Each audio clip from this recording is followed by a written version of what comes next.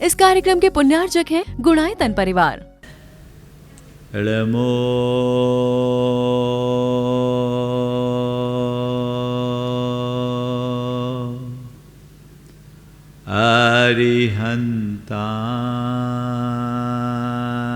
अरिहन्ताणं नमो अरिहन्ताणं नमो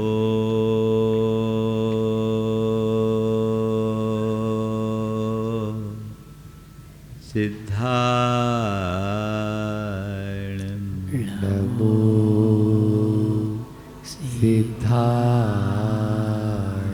नमो आयर्याणं नमो आयर्याणं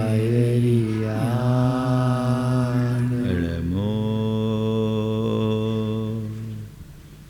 उवज्झायाणं नमो वज्रायाणं नमो लोये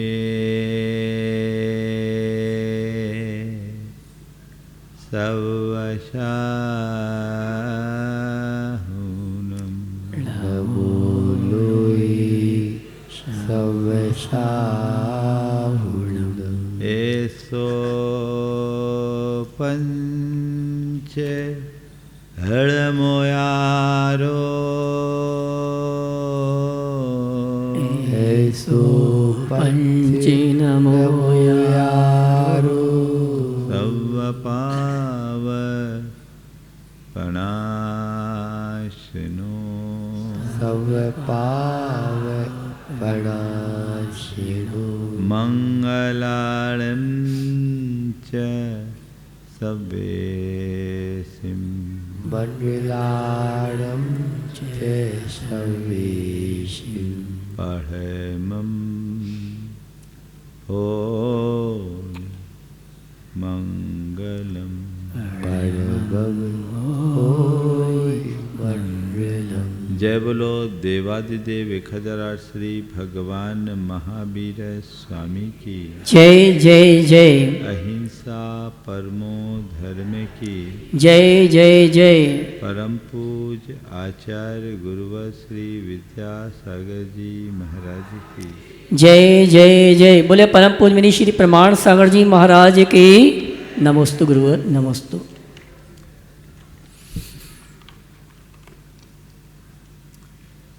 जीवन को सुखी बनाए रखने के लिए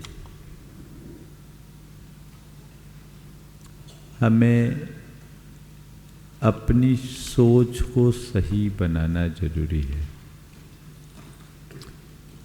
हमारा संपूर्ण जीवन हमारे सोच पर अवलंबित है। हमारी अच्छी बुरी सोच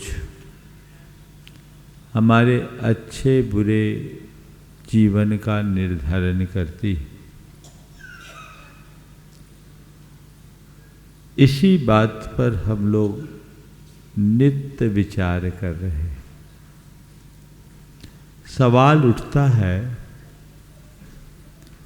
कि अपने सोच में परिवर्तन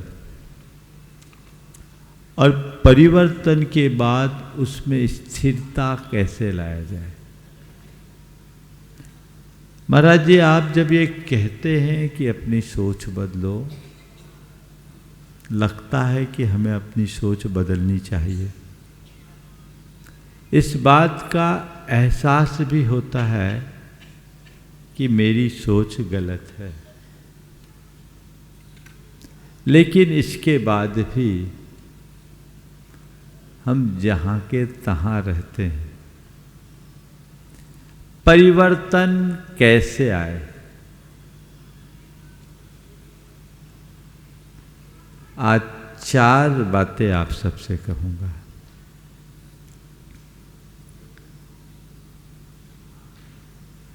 सबसे पहली बात, एहसास।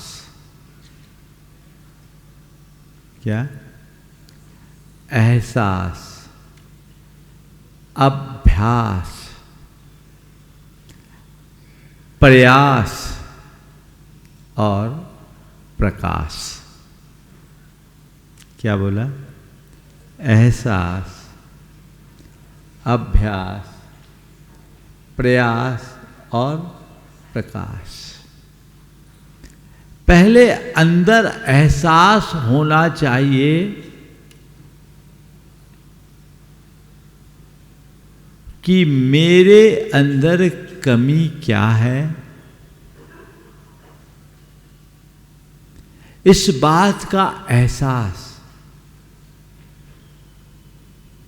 होता है कब? जब धर्म क्षेत्र में रहते हैं, तब धार्मिक कार्यक्रमों में सहभागिता देते हैं, तब कुछ अच्छा पढ़ते हैं, सुनते हैं, तब अनायास कुछ घटना घट जाती है, तब एहसास होता है। कई बार लोगों को कहता है महाराज अब लगने लगता है कि संसार बेकार है, सब छोड़ो। लगता है, एहसास होता है। कब होता है ऐसा एहसास और आभास? तब जरूर होता है जब किसी की असामयिक मृत्यु हो जाती है, अचानक व्यक्ति चल जाता है अपने बीच से सब छोड़ करके, तो लगता है अरे कुछ नहीं धरा संसार में। अथवा कभी कभी तब जब हम किसी के उपेक्षा के पात्र बन जाते हैं, तब लगता है अरे कोई किसी का नहीं है, सब बेकार है। ये क्षणिक वैराग्य जैसा आता है जिसमें संसार की असारता का आभास होता है, लेकिन ये अल्पकालिक एहसास है। जो हम एहसास कर रहे हैं उसमें गहराई हो, और एहसास करने के बाद हम उसे पाने का प्रयास करें। सतत प्रयत्नशील होना चाहिए। उसमें एक पल का भी विलंब और एक पल की भी ढील अपनी ओर से नहीं होनी चाहिए। प्राय एहसास होता है, पर पुराने संस्कारों का प्रभाव ऐसा होता है कि हम सब बातें भूल जाते हैं। हम भूले नहीं, उन्हें याद रखें, और न केवल याद रखें अपितु उसके लिए सतत प्रयत्नशील रहे। हम जिसका एहसास करते हैं, यदि उसका आभास करना चाहते हैं, तो हमें वैसा प्रयास करना पड़ेगा, और ये प्रयास में निरंतरता होनी चाहिए, कंसिस्टेंसी बनी रहनी चाहिए, तभी हम परिणाम प्राप्त कर पाएंगे। प्रायः या तो एहसास ही नहीं होता, और एहसास हो भी जाए तो प्रयास नहीं होता। कदाचित प्रयास हो भी तो बड़ा शिथिल होता है। शिथिल प्रयास कभी अच्छा परिणाम नहीं दे सकते। हमें अगर वांछित परिणाम चाहिए तो हमें प्रबल प्रयास करने की जरूरत है। ये प्रयास भी तब होगा जब मन में प्यास जगेगी। बोलो, हम दुखी हैं इसका एहसास है कि नहीं? है ना? पर सुखी बनने की प्यास है? कह देते हमें सुखी बनना है। सुखी बनने की प्यास जैसा चाहिए वैसी प्यास अंदर में दिखती नहीं। जब मनुष्य के मन में किसी वस्तु या किसी कार्य के प्रति तीव्र प्यास होती है, मन में ललक जग जाती है, वो उसके अभाव में रह नहीं पाता, उसके बिना वो पागल हो जाता है। मुझे तो चाहिए। सुख की प्यास तुम्हारे मन में जिस दिन जग जाएगी, उसी दिन सुख का प्रयास प्रकट होगा। जब तक प्यास अधूरी तब तक प्रयास अधूरा। कितनी प्यास है बोलो महाराज, कभी कभी जगती है, फिर हम अपने दुख को ही सुख मान लेते हैं और उसी में संतुष्ट हो जाते हैं। और आप भी तो अक्सर बोलते हो जो है जैसा है उसमें संतोष रखो। तो हम तो आपको फॉलो करते हैं, हम जैसे हैं उतने में ही संतुष्ट हैं। संत कहते हैं जो है उतने में संतुष्ट रहना तुम्हारा धर्म है, पर जैसे हो उतने में संतुष्ट रहना तुम्हारा प्रमाद है। जो है उसमें संतुष्ट रहना तुम्हारा धर्म है, पर जैसे हो वैसे में ही संतुष्ट रहना प्रमाद है। तुम अपनी स्थिति से कभी संतुष्ट मत हो, क्योंकि तुम्हारी जो स्थिति है वो नहीं है जिसके लायक तुम हो। तुम जिस लायक हो उसके लिए प्रयास करो, और वो तभी समझ में आएगा, संभव होगा जब तुम्हें अपनी क्षमताओं का एहसास होगा। तुम अनंत सुख के धनी हो, अनंत सुख के धाम हो, पर तुमने तो इन तुच्छ में ही अपने आप को संतुष्ट कर रखा है। क्षणिक वैश्विक सुखों में जिसकी संतुष्टि होती है वो आत्मिक सुख को कभी प्राप्त नहीं कर पाता। अपनी जीवन में दुखों का एहसास करो, अपनी क्षमताओं को ठीक तरीके से पहचानो, और मन में दुख मुक्ति की प्यास या सुख उपलब्धि की प्यास जग जाए, तब व्यक्ति सुख के मार्ग में लगने का प्रयास खुद ब खुद कर देता है। देखो, जिसे धूप में झुलसन होती है वो छाया की ओर खुद भागता है कि उसे प्रेरणा देनी पड़ती?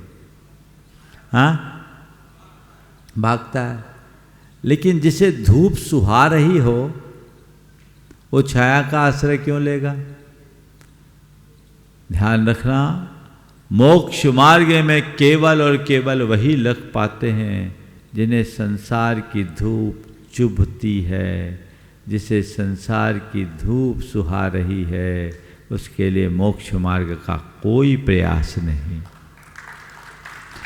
ये धूप है, तीव्र धूप, ये दुख है। इस दुखमय संसार से मुझे मुक्त होना है और मुझे सच्चे सुख को प्राप्त करना है। वो अंतरंग में उत्पन्न होना चाहिए, ऐसी प्यास।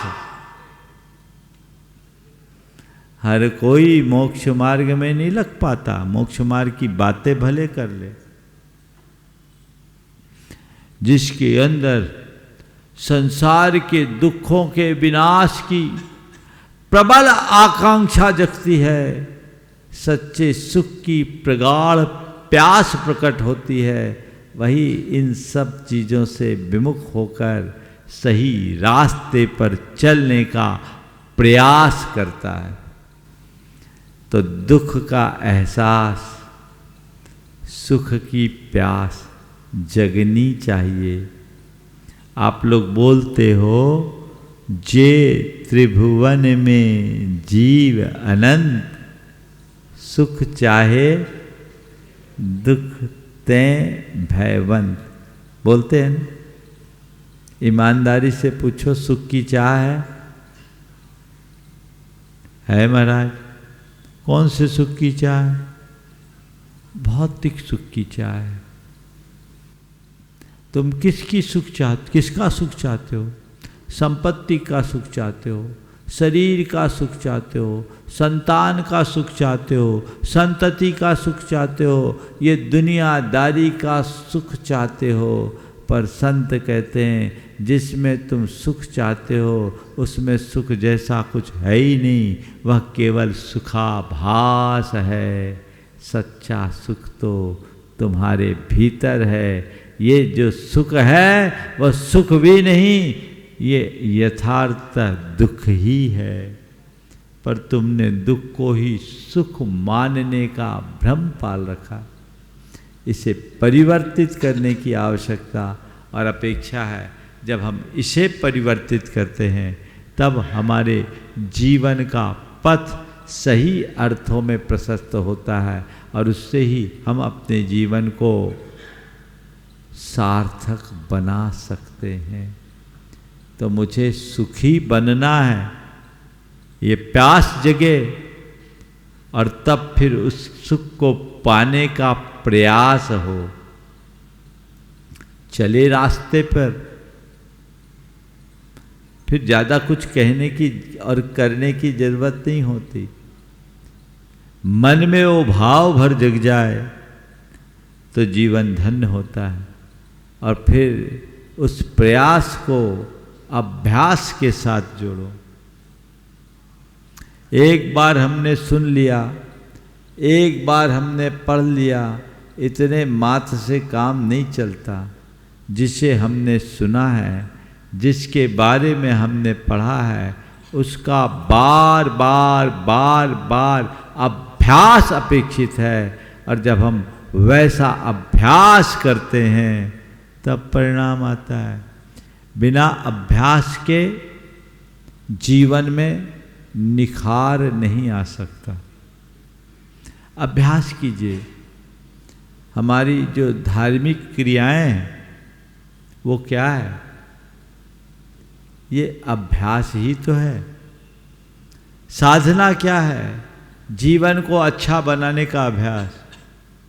ये एक प्रैक्टिस है, एक अभ्यास है जो हमें नियमित करना चाहिए। हम लोग वो अभ्यास बहुत कम कर पाते हैं। हम लोग रोज बोलते शास्त्राभ्यास हो, शास्त्र का अभ्यास हो, यानी नियमित शास्त्र का स्वाध्याय करे। तत्वाभ्यास हो, तत्व का अभ्यास हो, यानी नियमित तत्व की चिंतन करे। तो ऐसे ही जो हम पाना चाहते हैं, जैसा हम होना चाहते हैं, उसका अभ्यास होना चाहिए। अभ्यास से जीवन में निखार आता है। एक व्यक्ति बड़ा गरीब था। उसको खाने के कुछ के लाले पड़ने लगे। रोजगार के लिए गया। एक सेठ ने उसे अपने यहाँ रख लिया। और रखा क्या, उसे एक कुल्हाड़ी दी। बोले एक काम करो, ये कुल्हाड़ी लो और इससे तुम प्रतिदिन जितने पेड़ काटोगे उसके हिसाब से उतने 100 रुपये तुम्हें दूंगा। एक पेड़ का 100 रुपया। पहले दिन उसने 10 पेड़ काटे, 1000 रुपये की आमदनी होगी। दूसरे दिन कुल 6 पेड़ कटे, समय भी ज़्यादा लग गया, मात्र 600 रुपये पाए। पर तीसरे दिन सुबह से शाम तक में केवल 1 पेड़ कटा, 100 रुपया रह गया। वो बहुत परेशान हुआ कि ये क्या हुआ। मैं तो बहुत खुश था कि आज 1000 आए। पहले दिन 1000, दूसरे दिन 600 और आज 100 आए। मेरी ताकत में कमी नहीं, मेहनत भी मैंने पहले की अपेक्षा कई गुनी की, लेकिन इसके बाद भी परिणाम क्यों नहीं निकला। रोता हुआ सेठ के पास पहुंचा। उसने कहा लगता है किसी की नजर लग गई। आदमी के साथ ये बड़ी समस्या है, अपनी कमजोरियों पर नजर न रखकर औरों की नजर की बात करने लगता है। उसे लगा कि किसी की नजर लग गई, ऐसा लगता है। पहले दिन 10 पेड़ काटे, दूसरे दिन 6 और आज तो 1 ही कटा। अब कैसे मेरा गुजारा चलेगा? सेठ ने कहा किससे काटे थे? कुल्हाड़ी बदले तो नहीं? नहीं, कुल्हाड़ी तो वही थी। लगा है कुल्हाड़ी लेके आओ। देखा तो सेठ ने कुल्हाड़ी को उलट पलट कर देखा। बोला आज तो 1 काट लिए, कल तो इस कुल्हाड़ी से 1 भी कटना मुश्किल। बोले क्या हो गया? बोले देख, तूने कुल्हाड़ी से लकड़ी तो काटा पर इसकी धार का ध्यान कहां रखा।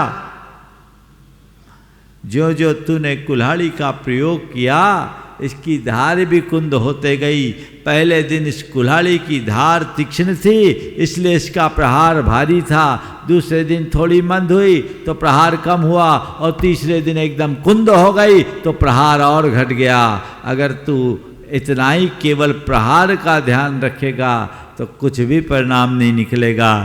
तुझे चाहिए कि प्रहार के साथ उसकी धार पर भी ध्यान दो, यानी इस कुल्हाड़ी पर नित्य धार चढ़ाते रहना चाहिए।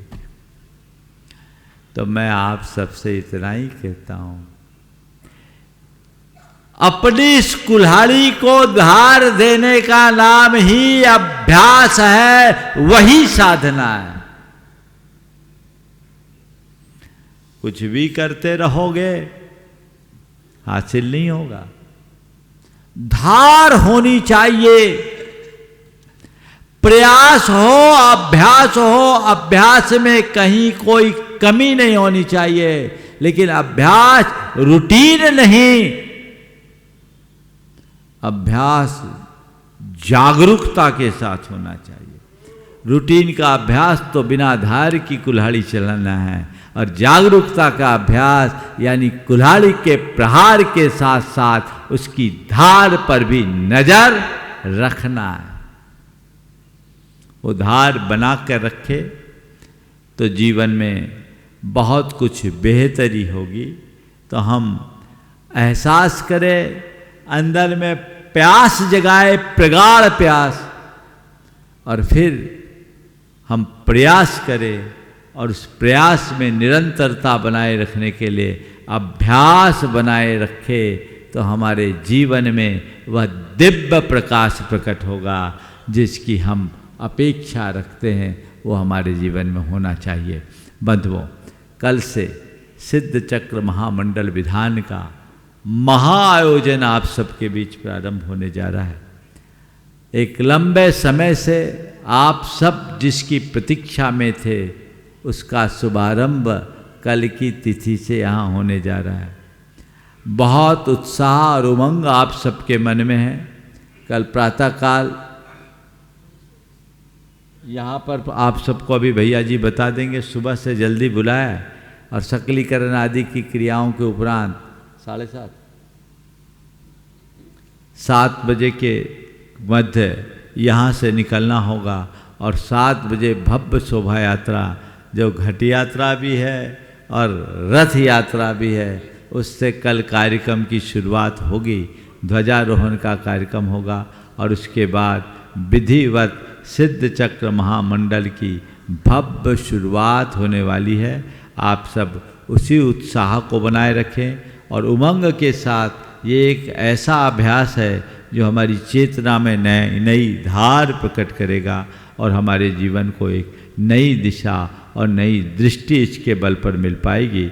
तो हमें वो प्रयास और वो प्रयत्न सतत करते रहना है, उसमें अपनी निरंतरता को बनाए रखना है, उसे कहीं से कम नहीं होने देना है। आज अधिक विस्तार से कहने की इच्छा नहीं है, कल से विधान का आनंद आप सब लेंगे।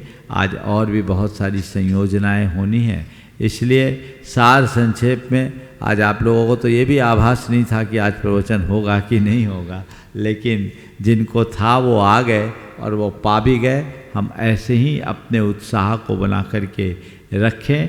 बस ये विधान निर्विघ्न रूप से सानंद संपन्न हो सके, सबकी आराधना निर्बाध हो सके, इस भाव से मैं 9 बार मंत्र बोलूँगा, आप दोहराएंगे, और उसके बाद भैया जी आपको अन्य सूचनाएं प्रदान करेंगे। ओम ह्रीं सिया उषा नमः, ओम ह्रीं सिया उषा नमः, ओम ह्रीं सिया उषा नमः, ओम ह्रीं सिया उषा नमः, ओम ह्रीं सिया उषा नमः, ओम ह्रीं सिया उषा नमः, ओम ह्रीं सिया उषा नमः, ओम ह्रीं सिया उषा नमः,